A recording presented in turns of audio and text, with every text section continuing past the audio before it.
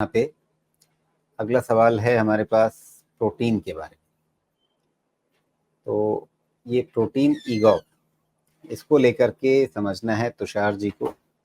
और इनका सवाल है कि इन्होंने खरीद रखा है 1,500 के भाव पे। औसत भाव है, मतलब कई बार खरीदा होगा इन्होंने। तो नहीं, ये पूछ रहे हैं कि एवरेज करना है या फिर लंबी अवधि के लिए होल्ड करें। चलिए देखिए, तो इसको समझिए। हम कहते हैं ना new age companies. New age companies ऐसी होनी चाहिए, तब जाके कुछ बहुत अच्छी बात बनती है। इनका देखिए मेनली प्रोमोटर देखिए, एनएससी प्रोमोटर है, इंस्टीट्यूशंस हैं इसमें।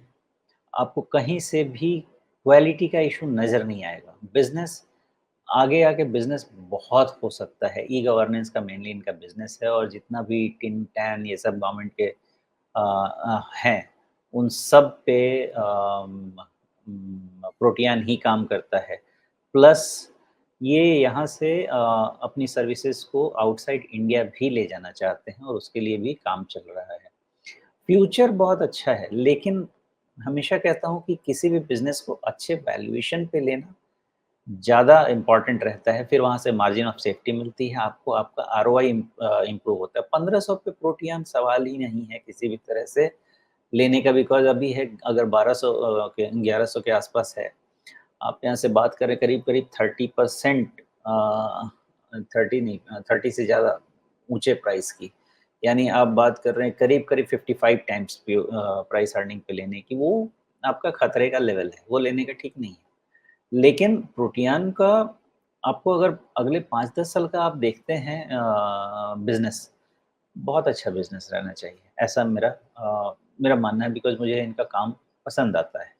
वैल्यूएशन कम्फर्ट आपको कभी भी ना प्रोटियान का 1000 प्लस माइनस 50, वहाँ पे आपको वैल्यूएशन कम्फर्ट भी आएगा। इनके नंबर्स ठीक हैं, मुझे नंबर्स इस बारी के बहुत ख़राब तो नहीं लगे, बहुत एक्साइटिंग भी नहीं है, लेकिन बहुत ख़राब भी नहीं है।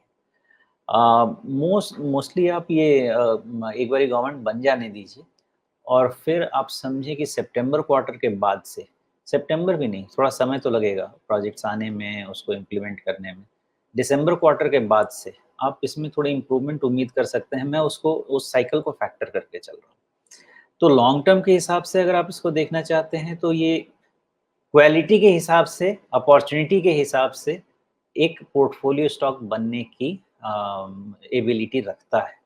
लेकिन किस वैल्यू पे? 1500 पे। आज के तारीख में तो 1500 पे नहीं, लेकिन 1000 थोड़ा बहुत आस-पास ऊपर-नीचे रहा, तो वहाँ से ज़्यादा रिस्क मुझे नहीं लगता है कि रहना चाहिए। वहाँ पे कंपनी और प्राइस स्पेसिफिक रिस्क खत्म हो जी, जाएगा, मार्केट लेकिन स्पेसिफिक रिस्क फिर भी रह जाएगा। जी, लेकिन इन्होंने 1500 पे खरीद रखा है, आज की तारीख में 1150 पे है।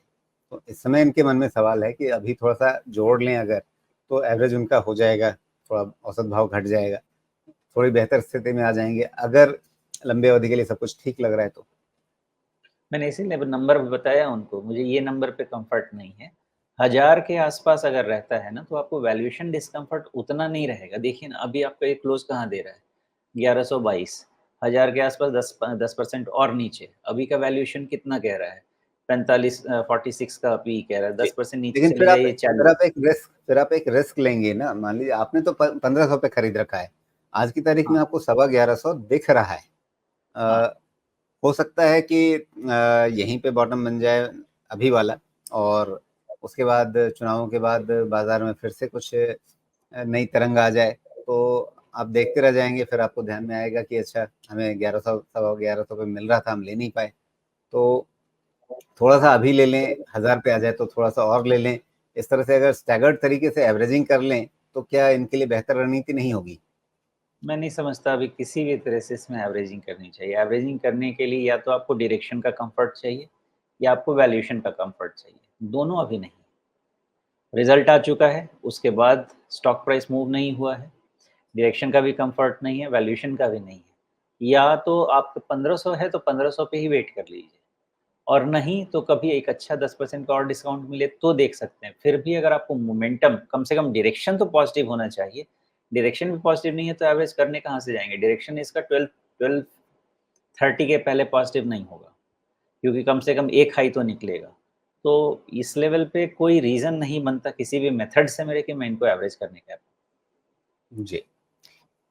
तो फिलहाल इसमें यही कि इंतज़ार करें, अगर थोड़ा-सा और 10% सस्ता मिल जाए, तब एवरेजिंग के बारे में सोचें, उसमें अच्छी जगह होगी और उसके बाद अगर वहाँ पे एवरेजिंग करेंगे तो एवरेज प्राइस जो है, वो उनका ठीक-ठाक नीचे आ जाएगा।